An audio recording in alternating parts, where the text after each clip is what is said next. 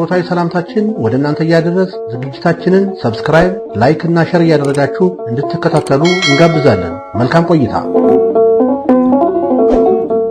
ኒቆዲሞስ የአብይ ጾም 7ኛ ሳምንት። የክርስቲያን ፊደል ኒቆዲሞስ ጌታችን ወደዚህ ምድር መጥቶ የምስራቹን ቃል ሲያውጅ እስራኤላውያን የተቀበሉት በተደበላለቀ ስሜት ነበር። በአንድ በኩል ህዝቡ ለብዙ ዘመናት በባርነት ሲገዛ ስለነበር ከሮማውያን ቀኝ ግዛት ነፃ የሚያወጣቸው መሲህ ይፈልጋሉ። በሌላ በኩል ደግሞ ህዝቡ ለብዙ ዘመናት በባርነት ቀንበር ስለደከመ ተስፋ በመቁረጥ ተዳክሞ ነበር። መሲህ ቢመጣ እንኳን ይመጣል ብለው የሚጠብቁት ጦር ይዞ ሰራዊት አስከትሎ ነው ብለው ያምኑ ነበር። ስለዚህም ነው ክርስቶስ መሲህ ነኝ ብሎ ሲመጣ ለመቀበል ፈቃደኛ አልነበሩም። ምክንያቱ ደግሞ ጦር ሳይዝ ሰራዊት ሳያስከትል እንዲሁ በባዶ እጁ አርነት ላወጣችሁ መጥቻለሁ እያለ ደጋግሞ ተናግሯልና ነው። ምንም እንኳን አብዛኛው እስራኤላዊ የክርስቶስን መሲህነት ቢጠራጠርም ባይቀበለውም በፍጹም እምነት እስከ መጨረሻው የተከተሉትም ነበሩ። ለዚህ ትልቅ ማሳያ የሚሆነው ከፈሪሳውያን ወገን የሆነው ኒቆዲሞስ የተባለ አይሁዳዊ ነው። ቅድስት ቤተክርስቲያንም ይህን ታላቅ ሰው ለማዘከር የአብይ ጾም 7ኛ እሁድ በእርሱ ስም ሰይማ ታከብረዋለች። ተከታዮቿ ምዕመናንም የእርሱን አሰረ ፍኖት እንዲከተሉ ትመክራለች፣ ታስተምራለችም። ኒቆዲሞስ ማን ነው? ኒቆዲሞስ ፈሪሳዊ ነው። ዮሐንስ ምዕራፍ 3 ቁጥር 1። የእስራኤላውያን ለብዙ ዘመን በባርነት መኖር የሕዝቡንም ያኗኗር ሁኔታ ቀይሮታል። በግዞት ጊዜ ከአሕዛብ የቀሰሟቸው አጉል ትምህርቶች በእምነት በአስተሳሰብ እጅግ እንዲለያዩና እንዲራራቁ ምክንያት ሆኗል። አይሁዳዊ፣ ሳምራዊ፣ ከአይሁድም ሰዱቃዊ፣ ፈሪሳዊ፣ ጸሐፍት፣ ኤሲያዊ ብለው እንዲከፋፈሉ ከዚህም እጅግ ወርደው ገሊላዊ፣ ናዝራዊ እንዲባባሉ ያበቃቸው ከአሕዛብ ጋር የነበራቸው ግንኙነት ፈር ባለማስያዛቸው ነበር። ፈሪሳውያን ደግሞ ሕግን በማጥበቅ ሕዝቡን የሚያስመርሩ ቀሚሳቸውን በማስረዘም እነሱ የማይፈጽሙትን ሕግ በሕዝቡ ላይ የሚጭኑ ራሳቸውን ከሌሎች በላይ ከፍ ከፍ የሚያደርጉ አባታችን አብርሃም እያሉ የሚመጻደቁ የአባታቸውን የአብርሃም ሥራ ግን የማይሰሩ ክፍሎች ናቸው። ዮሐንስ ምዕራፍ 8 ቁጥር 39። ታዲያ ኒቆዲሞስ ምንም እንኳን ከፈሪሳውያን ወገን ቢሆንም ራሱን ከዚህ ሕዝብ ለይቶ ክርስቶስን ፍለጋ በፍጹም ልቡ የመጣ ፈሪሳዊ ነው። ቀድሞ አባታችን አብርሃም ከቤተሰብ ተለይተህ እኔ ወደ ማሳይህ ምድር ሂድ ያለው አምላክ ኒቆዲሞስን ከፈሪሳውያን ለይቶ ጠራው። ዘፍጥረት ምዕራፍ 12። ኒቆዲሞስ የአይሁድ አለቃ ነው። ዮሐንስ ምዕራፍ 3 ቁጥር 1። ሮማውያን ሕዝቡን የሚያስተዳድሩት ከላይ ያለውን ዋና ስልጣን ተቆናጠው ታች ያለውን ሕዝብ ደግሞ ባህላቸውን በሚያውቀው ቋንቋቸውን በሚጠነቅቅ አይሁዳዊ ምስለኔ ነው። አውሮፓውያንም አፍሪካን ለመቀራመት የተጠቀሙበት ስልት ይህን አይነት ነበር። ኒቆዲሞስም ምንም እንኳን ፈሪሳዊ ቢሆን አለቃ እንዲሆን በሮማውያን የተሾመ ባለስልጣን ነው። ኒቆዲሞስ መምህረ እስራኤል ነው። ዮሐንስ ምዕራፍ 3 ቁጥር 10። ጌታ ሚስጥረ ጥምቀትን በገለጸበት ጊዜ ሲደናገር አይቶ አንተ የእስራኤል መምህር ስትሆን ይህን አታውቅምን ብሎታል። ይህ የሚጠቁመን ኒቆዲሞስ አለቅነትን ከመምህርነት ያያያዘ በአይሁዳውያን የታፈረና የተከበረ ሰው እንደነበር ነው። መምህር ቢሆንም የሚቀረኝ ያላወቅኩት ያልጠነቀቅኩት ብዙ ነገር አለ በማለት የመምህርነቱን ካባ አውልቆ የተማሪነትን ዳባ ለብሶ ከክርስቶስ ሊማር መጣ። ኒቆዲሞስ ምሁረ ኦሪት ነው። ዮሐንስ ምዕራፍ 7 ቁጥር 51። አንዳንዴ ሳይቋወቅ ሳይማሩ እናስተምር የሚሉ ደፋር መምህራን አይጠፉም። ኒቆዲሞስ ግን ከዚህ በተለየ አለቅነትን ከመምህርነት፣ መምህርነትን ከምሁርነት አስተባብሮ የያዘ ዕውቀትን ከትህትና፣ ምሁርነትን ከደፋርነት አንድ አድርጎ የያዘ ሰው ነበር። የኦሪት ምሁር መሆኑን የሚጠቁመን ደግሞ ከካህናት አለቆች ጋር ያደረገው ክርክር ባስታወስን ጊዜ ነው። ኒቆዲሞስ ምን አደረገ? ለምስጢረ ጥምቀት መገለጥ ምክንያት ሆነ። ዮሐንስ ምዕራፍ 3 ከቁጥር 1 እስከ 21። የአይሁድ ፋሲካ በዓል እየቀረበ ሲመጣ ክርስቶስ ቀኑ እንደደረሰ ለሐዋርያቱ ተናግሮ ወደ ኢየሩሳሌም መጣ። እንደ ሰውነቱ ሰለቸኝ ደከመኝ ሳይል ሕዝቡን ቀንና ሌሊት በትምህርትና በተአምራት ያገለግል ነበር። በዚህ ሰዓት ነው ኒቆዲሞስ በሌሊት ገስግሶ ወደ ጌታችንና መድኃኒታችን ኢየሱስ ክርስቶስ የመጣው። በፊቱ ቀርቦም መምህር ሆይ ብሎ የእርሱን አላዋቂነት የክርስቶስን ማእምረ ህቡዕነትን ወይንም የተሰወረ አዋቂነት መሰከረ። ጌታችንም አመጣጡ ከልብ መሆኑን አውቆ ሚስጥረ ጥምቀትን ወይንም ዳግም ውልደትን ገለጸለት።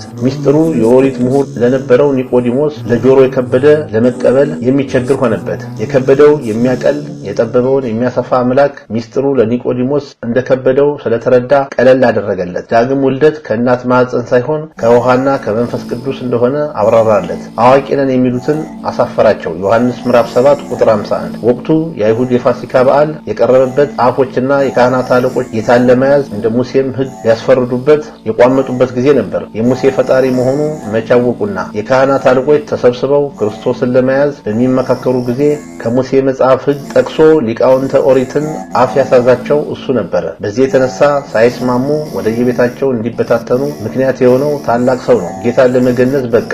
ዮሐንስ ምዕራፍ 19 ቁጥር 38 ጌታችን በቀራንዮ አደባባይ ራሱን ለዓለሙ ቤዛ አድርጎ ሲሰጥ እስከ ሞት ካንተ አልለይም ያሉት ደቀ መዛሙርቱ ሲበታተኑ ከዮሐንስ በቀር በ9 ሰዓት ቀራንዮ የነበረ ኒቆዲሞስ ነበር። ከአርማትያሱ ዮሴፍ ጋር ሆኖ የክርስቶስን ሥጋ ከአለቆቹ ለምኖ የገነዘ የክርስቶስን ክቡር ሥጋ ከርቤና የእሬት ቅልቅል ያርከፈከፈለት ወደ ሐዲስ መቃብር ያወረደውም ኒቆዲሞስ ነበር። ከኒቆዲሞስ ምን እንማር? በቅዱስ ወንጌል ላይ በተደጋጋሚ የምናገኘው የፈሪሳውያን ግብዝነትና የጌታችንን ተግሳጽ ነው። ማቴዎስ ምዕራፍ 9 ቁጥር 10፣ ማቴዎስ ምዕራፍ 23 ለዚህ ማሳያ የሚሆን ፈሪሳውያንና የቀራጩ ጸሎት ምን ይመስል እንደነበር መመልከት ነው። ሉቃስ ምዕራፍ 18 ቁጥር 9 ኒቆዲሞስ ፈሪሳዊ የአይሁድ አለቃ መምህረ እስራኤል ምሁረ ኦሪት ቢሆንም ራሱን ዝቅ አድርጎ ከጌታ እግር ስር ቁጭ አለ። ሕዝብን ከመምራትና ከማስተማር ይልቅ ቁጭ ብሎ መማር ምንኛ መታደል ነው። ጌታስ በትምህርቱ ማርያምም መልካም ዕድልን መርጣለች ከእርሷም አይወሰድባትም ያለ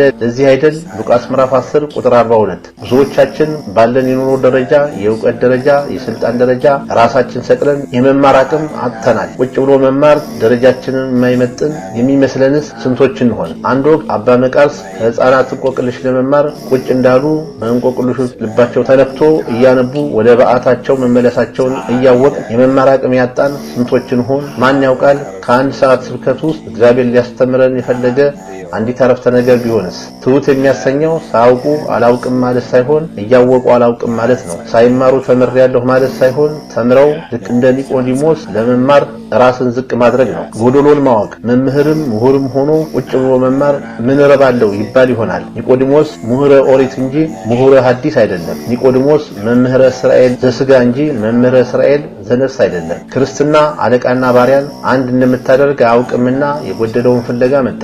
ገላትያን ምዕራፍ 3 ቁጥር 26 ያለውን ሳይሆን ያጣውን የሞላለትን ሳይሆን የጎደለውን ፍለጋ መጣ። ዕውቀት ብቻውን ሙሉ አያደርግም። አለቅነትም ቢሆን ገደብ አለው። የሕይወቱን ክፍተት ሊሞላ የሚችል አንድ ክርስቶስ ብቻ ነውና ጎደሎነቱን አምኖ መጣ። የሚጎድለኝ ምንድነው ብሎም እንደጠየቀው እንደዚያ ሰው ጎደሎን ማመን ምንኛ ታላቅ ነገር ነው። ማቴዎስ ምዕራፍ 18 ቁጥር 21 በአብዛኞቻችን የሚታየውና ክርስትናችንን አገልግሎታችንን ቤተክርስቲያናችንን የተፈታተነ ያለ ችግር ጎደሎቻችንን አለማወቅና ሙሉ ነኝ ብሎ ማሰብ ነው። ምንም እንዳልሆኑ አውቆ ራስን ለክርስቶስ ቤተክርስቲያንን አሳልፎ መስጠት ምንኛ መታደል ነው። ልቦናን ከፍ ማድረግ ኒቆዲሞስ ይዞ የመጣው ስጋዊ ሕዋሳቱን ነበረ።